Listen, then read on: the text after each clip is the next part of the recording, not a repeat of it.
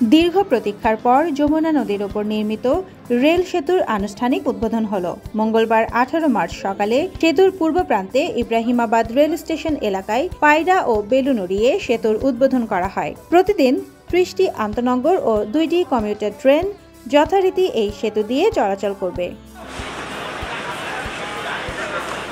বাংলাদেশ রেলওয়ের মহাপরিচালক এম আফজাল হোসেনের সভাপতিত্বে সেতুর উদ্বোধন করেন রেলপথ মন্ত্রণালয়ের সচিব ফাহিমুল ইসলাম।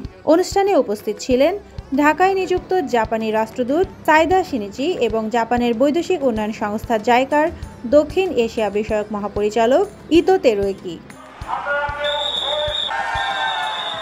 এই সেতু উদ্বোধনের ফলে যোগাযোগ, বাণিজ্য ও অর্থনীতির নতুন দিগন্ত উন্মোচিত হবে বলে প্রত্যাশা সবার। বিশেষ করে উত্তর, দক্ষিণ ও পশ্চিম অঞ্চলের সঙ্গে ঢাকার রেল যোগাযোগ আরও সহজ হবে। এতে বাংলাদেশ সম্ভাবনাময় অগ্রযাত্রার আরও এক ধাপ এগিয়ে গেল।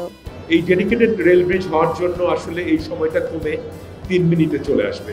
এখানে আমরা 120 কিলোমিটার গতিতে আমরা ট্রেন চালাতে পারবো। এর মধ্যে আপনারা জানেন গত ফেব্রুয়ারি মাসের 12 তারিখ থেকে সিঙ্গেল লাইনে, এই ডেডিকেটেড রেল ব্রিজের সিঙ্গেল লাইনে ট্রেন যাওয়া আসা শুরু হয়েছিল।